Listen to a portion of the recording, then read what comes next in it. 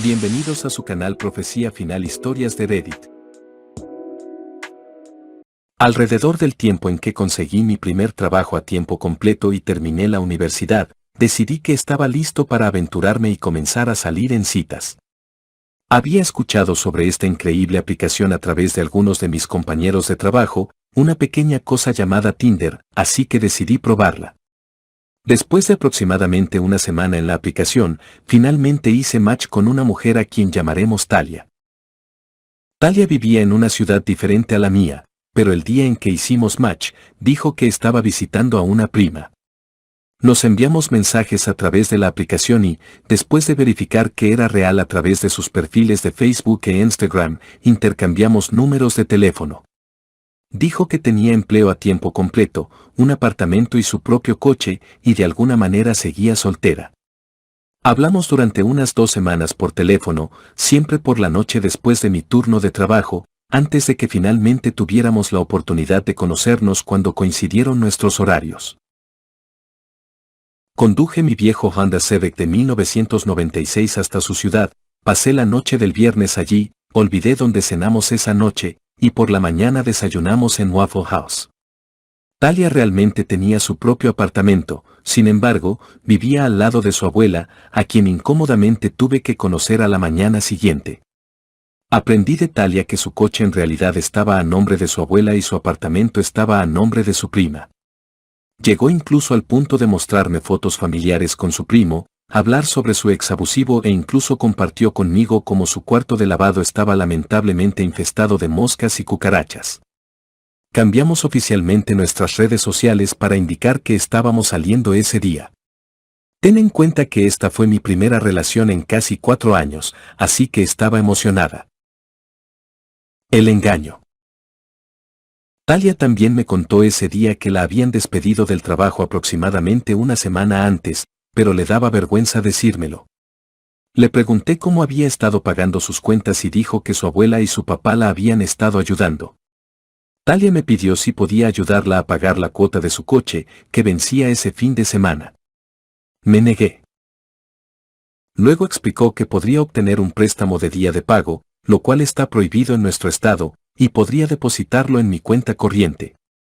Me sentí incómodo al respecto y pregunté si había otra forma de que pudiera obtener el préstamo. Talia dijo que no podía usar las cuentas de su abuela ni de su papá porque ya la habían perjudicado en el pasado. Me pareció extraño, pero ella empezó a llorar. Entonces llamé a mi banco, donde tenía una cuenta desde mi graduación de la escuela secundaria, y abrí una cuenta corriente vinculada. Le di a Talia el número de cuenta corriente y el número de ruta de la nueva cuenta. Talia contactó a una compañía de préstamos de día de pago en Alabama y para el domingo por la mañana, tenía los fondos en mi cuenta corriente vinculada.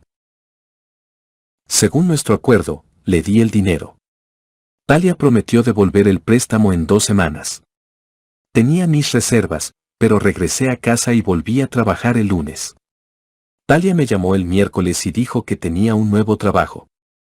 Le pregunté si había saldado el préstamo de día de pago con su primer sueldo. Dijo que sí, pero aún me cobraron 47 pesos 2 semanas después de que ella estableciera el préstamo. Llamé a mi banco, llamé a Talia para verificar que el préstamo fuera gestionado por ella y cancelé el cargo del préstamo de día de pago, ya que yo no era el titular firmante. Talia y yo acordamos encontrarnos en el fin de semana del Día de los Caídos, 2 semanas después. Ella afirmó que su papá le había dado un cheque por el monto total del préstamo, 1,800 pesos, y que lo depositaría en mi banco cerca de su ubicación. Como un tonto, le permití depositar el cheque justo antes del fin de semana del Día de los Caídos. 2 semanas después, la compañía de préstamos de día de pago me cobró otros 47 pesos más tasas de penalización y otros 47 pesos. El cheque de 1,800 pesos rebotó. Talia dejó de contestar mis llamadas y me bloqueó en todo. Llamé a mi banco y les informé que fui víctima de fraude. En cuestión de horas, mi cuenta corriente principal, donde se depositaba mi sueldo, mi cuenta de ahorros, con 800 pesos ahorrados para un coche nuevo, y la nueva cuenta corriente fueron cerradas. Mi mejor amigo de la universidad, lo llamaremos Clark, descubrió que Talia tenía 2 cuentas en todas las redes sociales, una que compartía conmigo y otra en la que tenía un novio. Su primo de las fotos familiares en realidad era su novio desde la escuela secundaria. Talia tenía 22, 23 años. Su novio, lo llamaremos Jason, estaba en prisión, pero por sus publicaciones en redes sociales, ella lo visitaba al menos una vez al mes y tenía planes de casarse con él. Pasé días tratando de recuperar mis cuentas y mi dinero.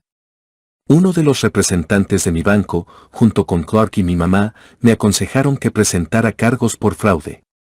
Mi banco me envió por correo una copia del cheque rebotado para fines de investigación criminal y mostraba el nombre de Jason y no el nombre del padre de Talia como el propietario del cheque.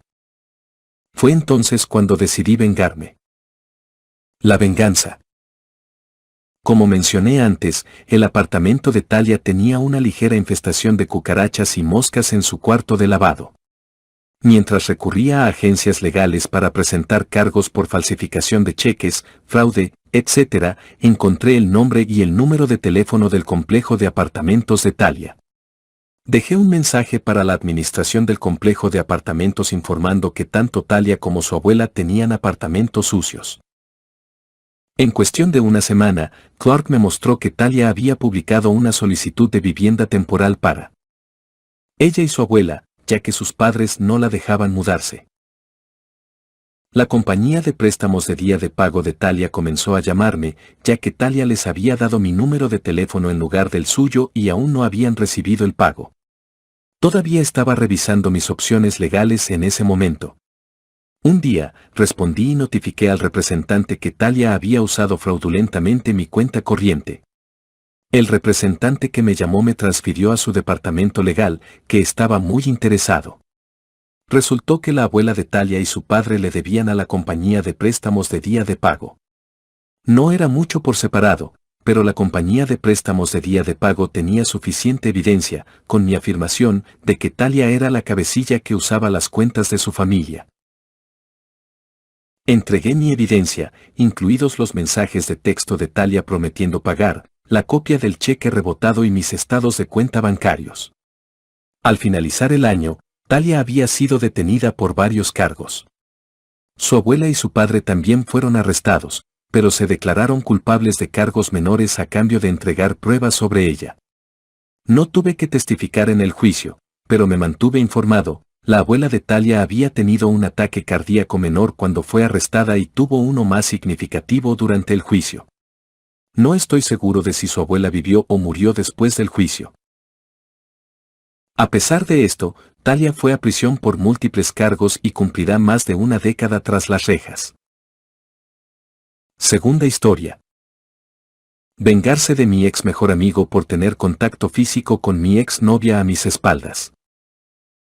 Hace un par de meses, descubrí que mi mejor amigo y mi novia en ese momento habían estado teniendo contacto físico a mis espaldas. Aproximadamente 2 semanas después de publicar en el subreddit r//ofmicast, mi mejor amigo trató de ponerse en contacto conmigo nuevamente y preguntó si podríamos al menos seguir siendo amigos después de todo esto. Pensé que esta podría ser una oportunidad para hacerle sentir lo que yo había sentido. Aunque usarla de esta manera podría hacerme parecer una mala persona, después de lo que me habían hecho, honestamente no me importaba. Avancemos hasta el 31 de diciembre, él estaba viajando a Minnesota, o a cualquier otro estado, para el año nuevo y, debido a sus limitaciones económicas, mi exnovia no podía acompañarlo. Me preguntó si podíamos pasar juntos el año nuevo. Yo ya tenía planes. Pasaría el año nuevo con algunos amigos de la infancia que estaban en la ciudad y ella decidió acompañarme. No era una gran fiesta, pero había bastante bebida de mi parte, lo que hizo que no recordara los detalles con claridad. Tiendo a hablar más y a ser más coqueto cuando bebo, y eso resultó en que tuviéramos contacto físico. La verdad es que no recuerdo gran parte de lo que sucedió ni cómo llegamos a ese punto. Inmediatamente después de llegar a mi destino, le conté a mis amigos sobre la situación entre nosotros. Supongo que también influyeron en lo que pasó esa noche. Al día siguiente, me despertó repitiendo el apodo que solía usarme cuando estábamos saliendo, lo cual fue extraño. Me dio la impresión de que pensaba que estábamos de nuevo juntos. Desayunamos y luego mi amiga nos llevó de regreso a su casa en mi auto, ya que tenía un gran dolor de cabeza debido a la noche anterior. Descansé en su cama con ella durante un par de horas hasta que el dolor de cabeza se me pasó. Cuando me sentí mejor, conduje de regreso a mi casa. Antes de irme, estábamos a punto de darnos un abrazo de despedida, pero en cambio ella me besó, lo cual fue realmente inesperado. Sé que fui parte de lo que sucedió esa noche, pero a pesar de eso, ahora siento más resentimiento hacia ella. Ella no mostró ningún signo de culpabilidad después de traicionar mi confianza por segunda vez. Me pregunto si es realmente tan superficial como parece. ¿Fue siempre así de superficial incluso cuando me engañó por primera vez? No he tenido noticias de ella desde entonces, lo cual es extraño porque parecía que pensaba que estábamos juntos de nuevo. Pero sé que en unos días, o cuando me sienta listo, la contactaré y le recordaré lo que ocurrió en la víspera de Año Nuevo con su novia. Fin. Si te ha gustado, comenta y comparte. También nos estarías ayudando si te suscribes y activas la campanita. Tu apoyo estará ayudando para que este canal crezca.